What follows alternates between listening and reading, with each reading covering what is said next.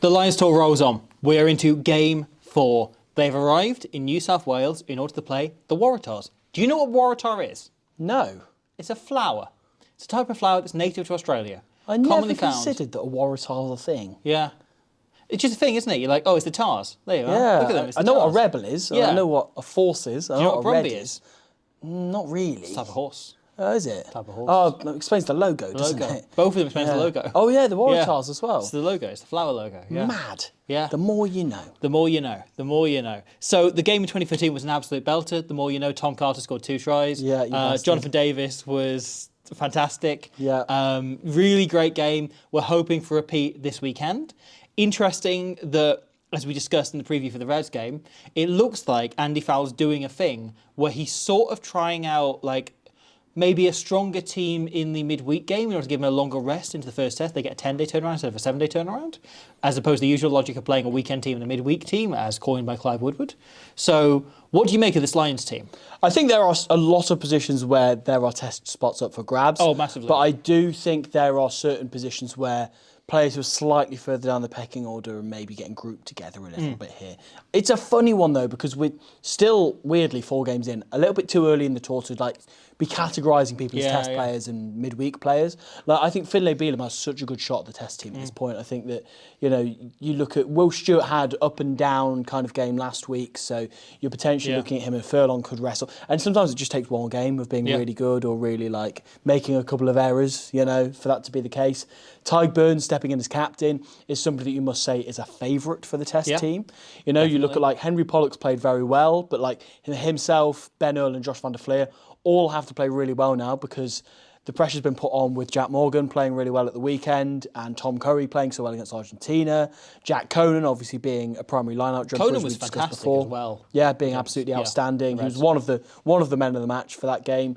So yeah, I don't know. It's a funny one. There's a few bits that are being pieced together. A few slightly different combinations are being tried still, which I do like. I think it's really important that we're still trying at that point. But yeah, what do you reckon? Yeah, it's interesting, isn't it? I think in some ways it feels like the classic midweek team, and it's also absurdly strong. Yeah. Like, if you start with that team in the first test, they wouldn't let you down, right? Even if you think there's a lot of the players that started against the Reds, the likes of Atoja, the likes of Conan, as we mentioned, you know, that front row, Genge, Morgan obviously came off the bench, Genge, but like Sheehan is on the bench this week. But a lot of those players, obviously you're expecting to maybe start, or you maybe do if you're penciling and testing now. All of these players, I think every single one has a chance to make the test team. Yeah. I think Pollock's maybe competing for the bench, but otherwise, you know, Cowan Dickey's realistically as well, right? Sheehan, I would say right now, Sheehan, Gibson Park are the 2 players I say are nailed into the test team. Yeah. I think Finn Russell is close. I think James Lowe is close. Yeah. And then otherwise, the other 11 positions are pretty wide open. So there's a lot of those other guys are fighting for a bench spot to try and still be a test Lion, or they're fighting for the starting jersey. And they'll be thinking of the starting jersey regardless. 100%. Interesting that they've gone with the Northampton halfbacks together again. So they started together against Argentina. They came on at the same time at the weekend, or on the Wednesday, I'm losing track of time, against the Reds. So they've pretty much only... Mitchell's played every game so far. He'll be the only player that's played all 4 games. But Finn Smith has only played with Alex Mitchell as a scrum half. That's a good point. Yeah.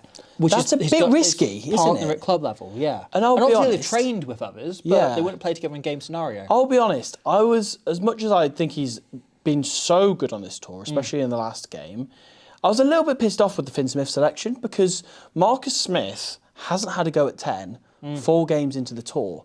And there's a part of me... He got half an hour against the Western Force. Yeah, but he's not had a start there. No. And he is a really proven and brilliant starting Test match 10 who has done it against some of the big teams and won big Test matches or clawed England back into big games when they've been supposedly down and out. You look at last autumn where, you know, you look at the Australia, New Zealand games in particular, actually also on the South Africa one, he was brilliant in all 3 of those in terms of just clawing England, keeping them in the game. And he was a proper Test match animal. And suddenly that feels like so long ago because he got a game at fullback against Argentina and then, half an hour off the bench against the Force. And now we're seeing him put on the bench again. And it's just slightly frustrating because both of the other fullbacks have come back into the fold now. And Owen Farrell's been called up, which we've already discussed, so there's another potential 10 in the fold. And he's not being given a go to show what he can actually do as a 10. And I just find that a little bit frustrating on his behalf, because if it takes till game 5 for him to finally get a start at 10, at which point potentially Farrell might be getting a start at 10, then it might be too late. Or suddenly, he might have this absolute 10 out of 10 game, and people go like, why wasn't Farrell doing this before? Yeah. You know? I just find that a little bit weird, taking somebody and not giving them a go in their main position. Marcus Smith will have at most one game before the first test to prove himself. Yeah, right? as a fly half. Yeah, as a fly half. And I wonder if they gave Finn 2 games back-to-back. He had a very short turnaround between Russell, them. that is, yeah. Russell, sorry, yeah. And maybe he was going to be wrapped in cotton wool until the first test, or at least that Anzac game beforehand. That's very possible, I think. But yeah, it's an interesting one. Smith isn't playing that, and then you've got another fly half coming in. You assume he's going to play there on Wednesday against the Brumbies, and maybe give him and Gibson Park a go and see if they slot together. Yeah. But the halfback selection is the continuously baffling thing, right? Of like, obviously giving Gibson Park and Russell time together, that makes a lot of sense. Yeah. But this now throws a lot of that up in the air, because you go, well, we haven't tried Finn Russell with any of the other scrum halves. You haven't tried him. Obviously, Ben White, they probably intend to play him with Thomas today, and then that no longer became an option, so they want to put Ben White on the bench for his first game. Yeah.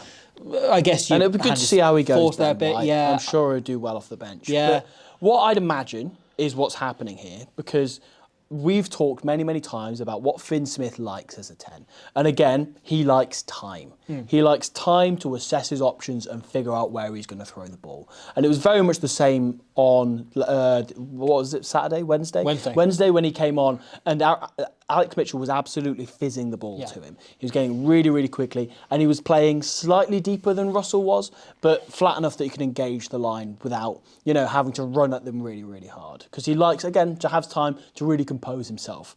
Now, Sione Tuipulotu and Hugh Jones, we know what they like. We know that they like to have Sione step up as a first receiver with Hugh running the hard line off him, and Finn Russell, typically with Scotland, to run into their boot, and then they give him loads of time with the ball.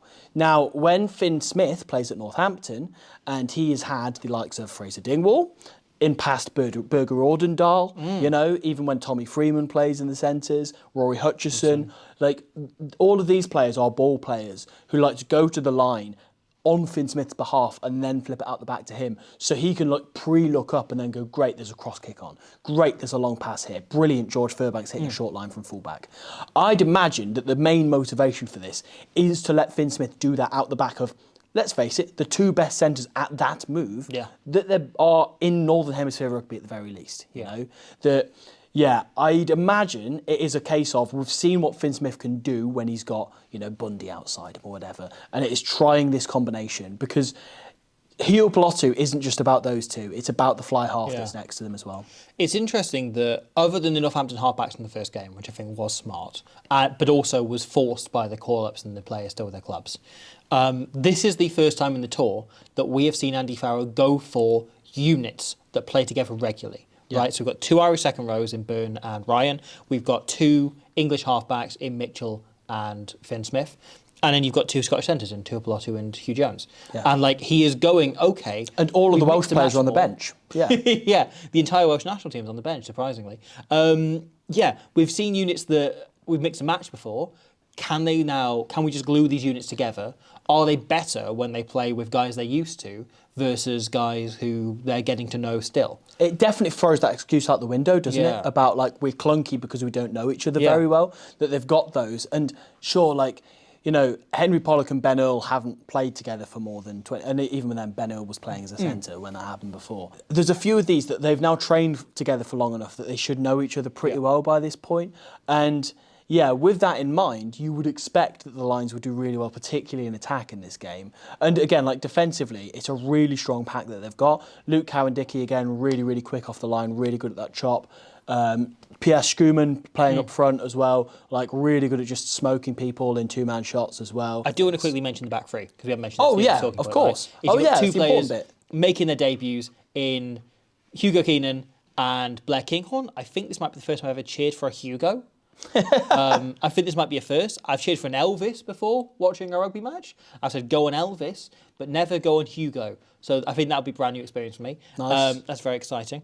But yeah, Keenan, incredibly unlucky so far this tour. Like 3 successive things have ruled him out of games. He's finally getting a go. And Kinghorn, and I think, and we talked about this a bit this morning, but like, I think Kinghorn's got a good chance at being in the test team on the wing.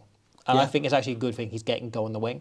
And he'll presumably play midweek in his preferred position of fullback, but potentially he can also cover 10. If you do go 6-2, he's a really useful option to have there with Elliot Daly ruled out as well. Yeah. And he can cover 10, he can cover wing. There's a bit of a vacancy on the other wing to James Lowe, definitely. And James Lowe, it might even get pushed out of the team at this point. You know, as I say, it's too early to call it conclusively. But you are right, because Blair Kinghorn, you mentioned previously, when he plays with Toulouse, he likes to be positionless. He will play simultaneously as a 10, a wing, as a fullback. And that would be great for this Lions team, because there's so many distributors in this. And once again, I could see him generating quite a good combination with Hugo Keenan, because he's somebody who's, despite the fact he's quite slight, happy to run hard lines and take big hits off people, you know, and run dummy lines. There's also something really exciting and very Lions about seeing the 2 best fullbacks in Europe and Tomo Ramos next to each other, playing alongside each other, right? It's not like, it's one of these things that sounds exciting about the Lions, but then realistically, they end up being first and second choice for each other. Sure. Like these star rivals, where they're competing for the same shirt instead of playing together. Like the thought of them being on the same pitch together, and like potentially you're going to see Kinghorn and Keenan passing to each other and running lines off each other, that's really exciting. I'm really up for that. 100%. We should talk about the Waratahs. We should talk about the Waratahs. So the Waratahs selection, they've got, let's say, there's 2 really big names in there. So one of them is Taniela Tupou, the Tongan Thor, tight head, and the other one is Andrew Kellaway on the right wing. So you mentioned Blair Kinghorn there on the wing, and the main thing that he will bring in terms of having Finn Smith a fly half is aerially he's fantastic. And that is something that before with the tour we were thinking that might be an area where the Lions might try and target the Wallabies, but we don't really know because it depends who they pick in the back 3. Obviously, with Dylan van der Merwe so far this tour, he's kind of struggled a little bit with the kick chase and everything, whereas Kinghorn is usually on the money with that. But so's Andrew Kellaway. So that is going to be the battle of the day for me, is when both of the 9s in particular are pumping the ball into the air, then you know, who's going to come up with the ball? We've got Teddy Wilson, really, really good kicker with the ball at 9 for the Waratahs. Also really, really elusive in terms of his support play and around the breakdown. I could see him playing a really big role in this. But once again, it's the back 3 that we have to come back to. Yeah, I'm excited to see how Teddy Wilson steps up, mentioning that. Like, this is the biggest game he's played in so far. Like, still quite a young scrum half. He's, 23 maybe? And had a good season in Super Rugby, but the thought of him having almost a trial opportunity for the Wallabies of being like, can you do it the next stage up? Really exciting. The Waratahs had quite an inconsistent season. We mentioned this with the Reds, but I think it goes double for them. Some really high highs. They're one of only 3 teams to beat the Chiefs in the Super Rugby season, yet only came out with 6 wins overall, like finished, you know, lower half of the table. So really inconsistent, like couldn't really string 2 wins together. Like it was very much like back and forth, couldn't tell how they're going to go week to week. But yeah, Kellaway as well, you mentioned there. Obviously, he used to play for Northampton. Well, there's 2 halfbacks are. Of course. I'm pretty sure his time didn't overlap with Finn Smith. Finn's still at Worcester when that happened. But Will played with Alex Mitchell. I did play with Alex Mitchell, in fact. So, like, potentially you've got some insider ball knowledge there. Who knows? You never know. You've got Rob Liotta on the flank, who is superb and has played plenty of really good games for Australia in the past. You've got Fekete outside centre as well. Again, really, really like first-rate player. Lalakai Fekete is a really exciting one here because he went to the 2023 World Cup and hasn't played for Australia since then. So he'll be really, really keen to stick his hand up because they are stacked in the centres, as we said beforehand. And he's a really strong and powerful runner. He'll be a bit frustrated, so he's not scored a try in the last 2 seasons or since the World Cup. So he'll be really, really keen to punch some holes in here, which is really exciting. The other interesting selection in the backline for me, of course, is they have opted for Jack Bowen at number 10. So he is probably the 3rd string 10 for the Waratahs this season. They've typically gone for Tane Edmed, who's a really, really brilliant and exciting player. I really like watching him play. He's got an amazing... cap for the Wallabies. Yeah, brilliant creative kicking game on him, and he's on the bench, and I feel like he could open things up if this game is still tight by that point. Obviously, that is still to be seen. However, Bowen has only started one game this season, and that was in a 46-6 loss to the Blues, so opposite Bowden Barrett. So that was a bit of a baptism of fire. Now playing against Finn Smith, it gets a little bit easier, but not that much easier. But yeah, really interesting they've gone with him. They sometimes also put Lawson Crichton into number 10. He's playing at fullback this week. Really good balanced player, really like Crichton. The big name in the back line, of course, that deserves hyping up is Derby Lancaster, who is a phenomenal player. Waratahs fans absolutely love him. And he's one of those players that, again, he's quite unlucky not to be in the Australia team because of the players who are ahead of him. But he come from a Sevens background, really bright upcoming Sevens player when he was younger. He's still only 22 and extremely light on his feet, unbelievably great finisher. And again, if he gets into a bit of space, he'll be really fancying himself on the outside of Mac Hansen. Yeah. And I'm really excited to see how he gets on. I can see him being the Luke Morahan moment of this tour. Yeah. Right? Of being the guy who steps up and scores a blinding try out of nowhere. And the Lions' defence so far has broadly been excellent, and no one's really talked about it. Right? The fact that in both games against the Reds and Force, there have been constant chances for those teams, and yet they came away with, the Force scored one try and the Reds scored two. But both of them early on, they haven't conceded a point in the second half.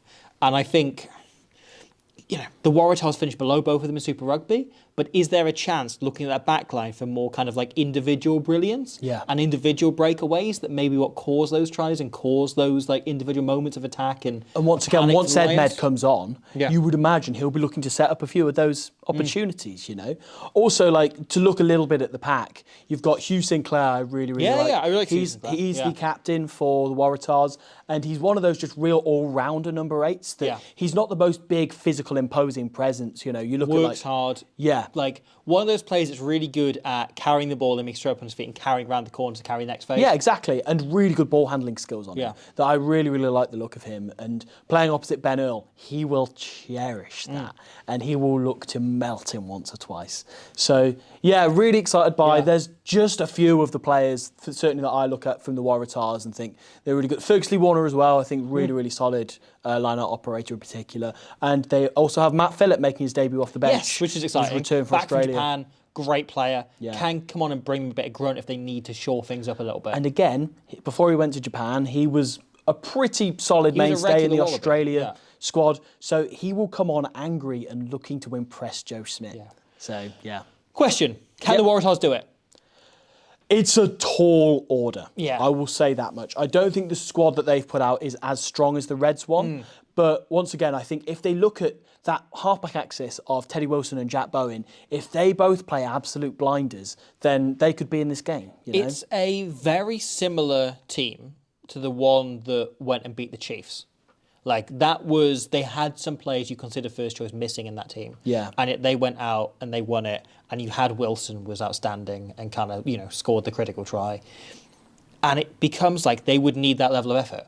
And it's the interesting thing about the Waratahs this season, right? It's like, you would say, my instinct is the Lions will win comfortably by 30 points. Yeah. However, I think it is possible that the Waratahs up their game, because we've seen it once or twice the last year or two, of them just having one game where they suddenly become world beaters. They need a bit of broken field and they will score tries. Because, as you say, they've got those guys in the back line. They've got the Crichtons. They've got the Kellaways, who's kind of the senior player in the back line. They've got Lancaster.